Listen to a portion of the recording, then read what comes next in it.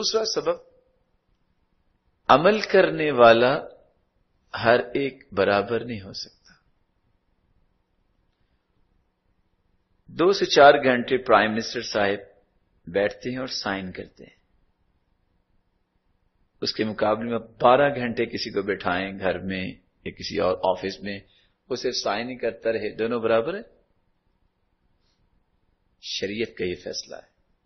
الماہر بالقرآن مع السفرة الكرام البررہ، جو قرآن میں مہارت حاصل کرتا ہے. کس چیز کی مہارت؟ اس کے پڑھنے کی مہارت، اس کے سمجھنے میں ماہر، اس پہ عمل کرنے میں ماہر، اور اس کو دنیا تک پہنچانے میں ماہر. مہارت جو حاصل کرتا ہے قیامت کا دن ہوگا. اللہ عز و جل قرآن مجید میں فرماتے ہیں وَعُرِضُوا عَلَىٰ رَبِّكَ صَفًّا لَقَدْ جِئْتُمُونَا كَمَا خَلَقْنَاكُمْ أَوَّلَ مَرَّةٍ بَلْ زَعَمْتُمْ أَن لَّن نَّجْعَلَ لَكُم مَّوْعِدًا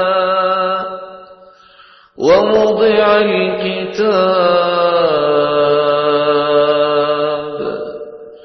فَتَرَى الْمُجْرِمِينَ مُشْفِقِينَ مِمَّا فِيهِ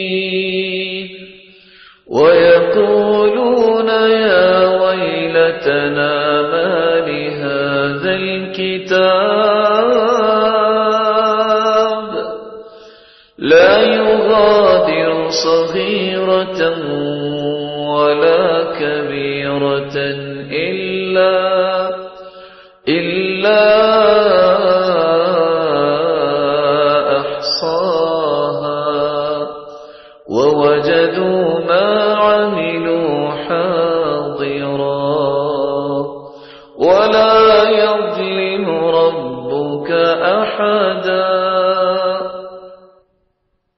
قیامت کے دن لوگوں کی 2 حالتیں ہوں گی.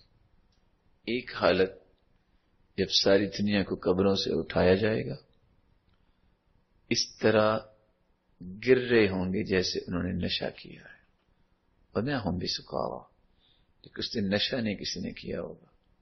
كَالْفَرَاشِ الْمَبْثُوثِ، اسے پتنگے پھیلے ہوتے ہیں، میدان محشر میں اس طرح گرے ہوئے ہوں گے.